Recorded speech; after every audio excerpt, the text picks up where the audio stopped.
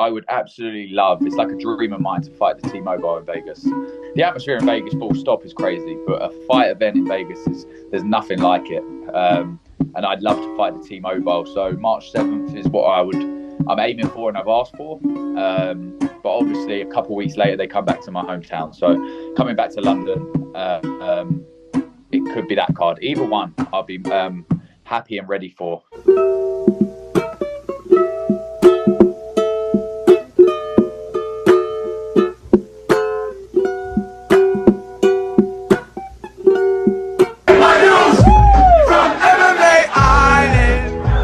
Christopher de Santiago with MMA Island, riding a 4-fight finish streak in the welterweight division. We're talking to Sam Patterson, the future. Sam, how's it going today, man? Having me on. Awesome, man. I got to ask, what has life been like for you since your latest knockout win in September back in France? It's been amazing, to be honest. I live the dream every day. Before the fight, I was living the dream, and I'm living the dream today. Nothing changes. My milk still costs the same in the supermarket, but I am riding a 4-fight win streak now, and I get to train twice a day. So in my eyes, I'm living the dream. So as long as I can do this and train and just train in the morning, sleep in the afternoon, train again, I'm living my dream. It's amazing. Awesome. 4 finishes in a row. Are you starting to get more recognized out there in England? Yeah, I believe so. I think it's getting big. Every fight, it just gets a little bit bigger. I think my profile just gets bigger every time I fight and every time I win. But yeah, it's getting quite. Yeah, it's good. It's never a bad thing, It's always good to be recognised. It's more when people look at you and they don't say nothing. You think, like, what are you staring at? But it's people recognising they've seen your face somewhere. But yeah, no, it's good, man. It's really good.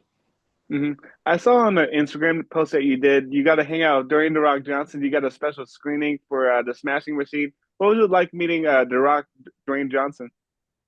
Oh, incredible. I was trying to not act starstruck, but it was he was so down to earth and humble. He actually pulled me aside for a full conversation. He was asking my opinion on the film, and the whole time I'm having the conversation, I'm kind of like, you're Dwayne Johnson. How are you so but that is the world we live in, with social media and stuff. Even myself, I'm not at his level, obviously, but people approach you and talk to you and they go, you're just a normal person. It's like, we're all normal people. We're just doing something that everyone else is watching. But I still had that feeling when I met him. But such a nice guy. And getting the opportunity to go watch that at the premiere was incredible. And I'm sure my win in Paris had something to do with that. So that's an advantage of keep on winning. You get these opportunities to go to certain shows and events. That's awesome, man.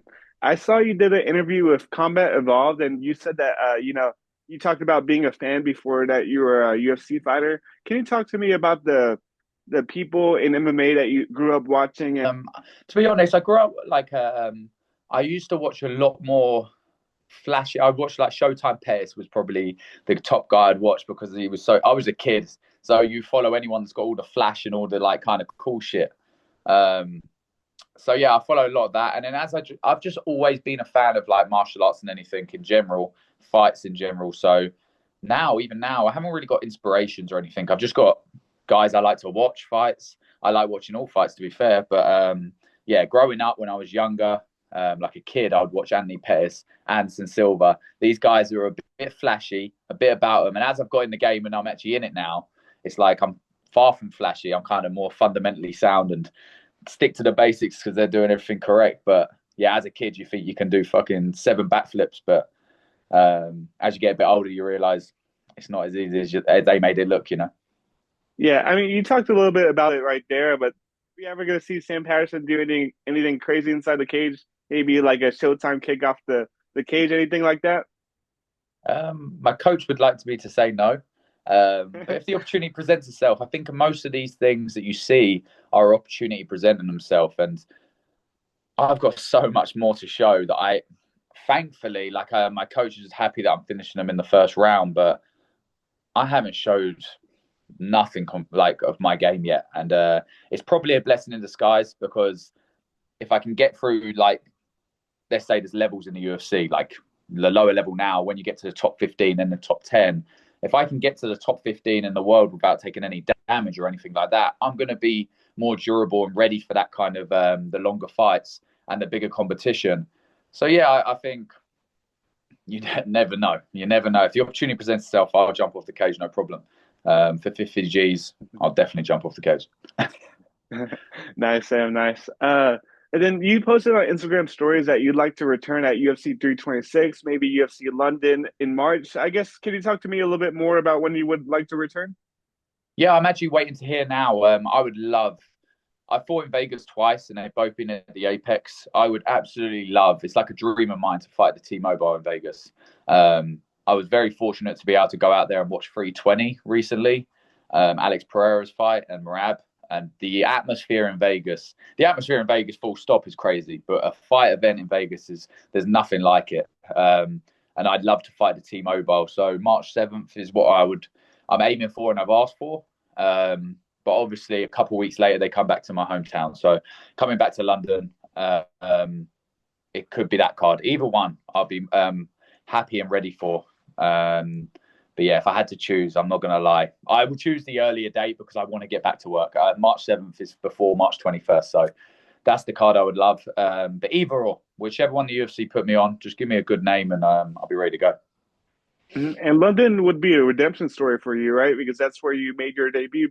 Yeah, so there's a pro to both, to be honest. The pro of fighting in Vegas is obviously it's a dream of mine to fight the T-Mobile.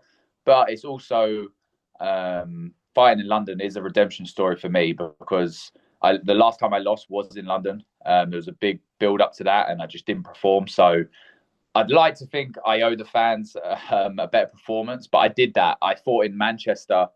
I made a statement of the fact I wanted to go out and prove how good I am. And I did that pretty quick. But to go back to London and go back to the scene of the crime where I lost, that is the redemption story to me. So that gets my blood boiling as well. So it's a win-win for me.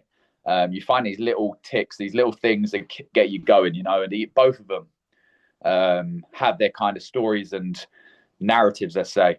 And I don't mind which one they put me on. I'll be ready for both. Mm-hmm. 4-0 in the welterweight division now. I guess, can you talk to me a little bit more about your decision to go up to 170 after the loss at 155? Because I believe that is where you spent the majority of your pro career at. Yeah, so it wasn't necessarily the loss that actually made me go up. I was meant to fight in September. So I lost in March and I was meant to fight in September at lightweight against fucking hell, I can't think. I've got a picture in my head, I can't think of his name. But I was meant to fight in September and I tried to, as I started bringing the weight down again, my body just had enough. I was getting more sick and ill, trying to make lightweight again, that I made the decision to pull out the fight and obviously go up a weight class. And it was the best decision I ever made. Everyone thinks it's because I lost. That maybe played a factor, but I was planning on fighting at lightweight again. It was the fact of getting ill again for trying to make lightweight after that. So, yeah, I think just natural progression, as well. Like you think I've done most of my career at lightweight, but I also was a lot younger. As you get older, your body fills out, you get bigger, you get stronger. I think every fight I just put on a kilo or so and I got heavier and heavier, but I was still dropping to 70 and I'm not the smallest guy at welterweight. You see, I'm 6'3". I'm allowing my body to fill out now and I feel more like an athlete now than I ever did at lightweight. I was just doing so much cardio to maintain that lightweight frame. Whereas now I feel like more of an athlete and it was the best decision I ever made. Mm-hmm. From what you've heard, does it look like the UFC is going to give you a ranked opponent next? Because, I mean, as you have shown time and time again, you're getting these guys out of there in record time. I guess, do you feel like a ranked opponent is what's next for you? I'd like to think so, but the UFC have a plan. I just get a name and I will say yes regardless.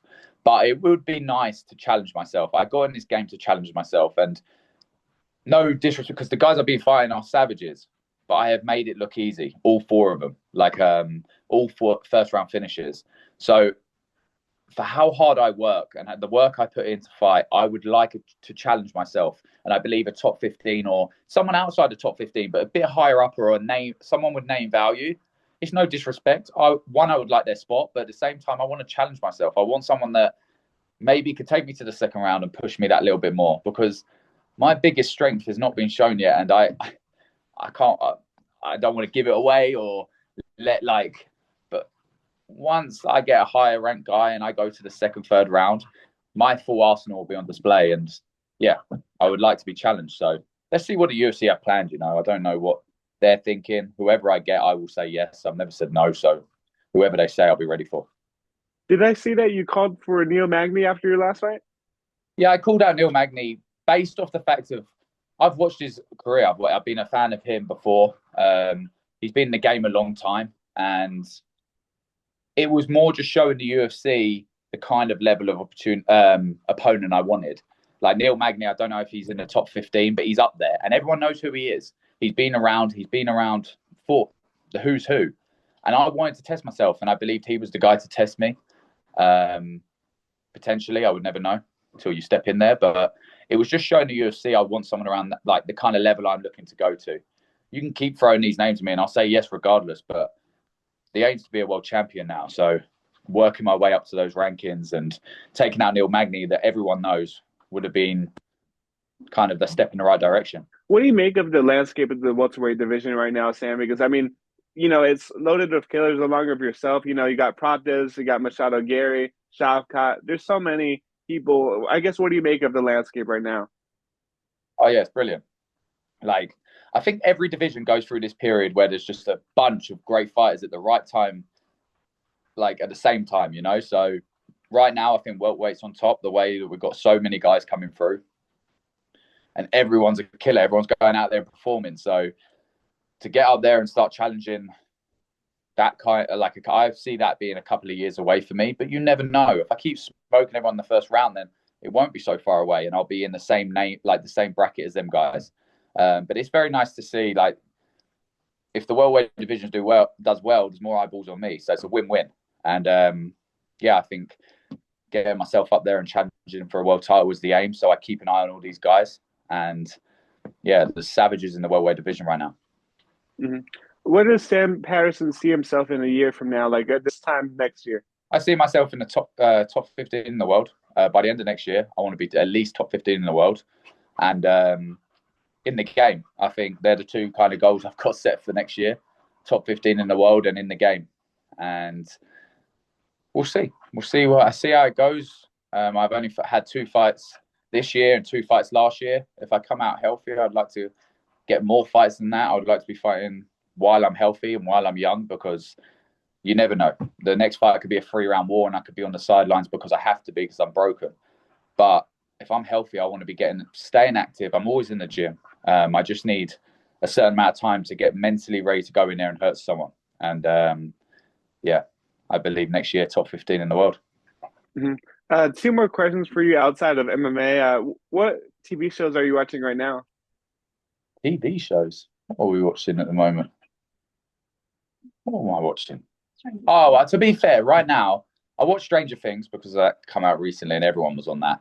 But I only found out recently, I've had Amazon Prime for however long, but I found out the other day that NBA is on Prime. So I have been, and I'm a massive basketball fan. Like, when I go to America and I'm in America, like on a fight week or something, I'm sat watching NBA all day because it's on the TV all the time. And in the UK, it's not. Until now, I found out that it's like always on Prime. So, I've been just watching a lot of NBA. And yeah, I'm just into the basketball thing at the moment. What's your favorite team? I did like, who did I? Lakers obviously are pretty good at the moment, but there's someone, who's through to the final? Do you know in the tournament? It's 2 teams. Ooh, I have not. I am not the man to ask about that. It might be Magic. Oklahoma State. Is it Oklahoma State? I think their team's quality. I like watching them play. They got a bit of swag about them as well. So probably say them right now. Yeah. To be fair, I'll still watch all the MMA events. But it is like, that's probably my other thing. I like watching basketball. I like watching all sports. More to the fact, I would say I'm a fan of basketball, but I appreciate other sports. When I watch the basketball and I see them running up and down that court for however long, 47 minutes, it's like, fair play, man, because that ain't easy. And they make it look easy. And then on a Sunday, I'll go to the park and I'll shoot some hoops and feel like LeBron, but I'm missing every single time. And you see these guys just hitting threes in competition as well. It's incredible to watch. I can appreciate it. Awesome, Sam. Well, I think that's all the questions I had for you today, man. I just want to thank you again for the time. Is there any message that you want to send to the fans out there watching? Thank you. Thank you for all the support. I appreciate everyone that supports me, comes up to me, says hello. And yeah, keep following this journey because yeah, next year top 15 in the world, and in a couple of years I'd like to challenge for a world title and become world champion. So jump on the train now because we're going all the way to the top.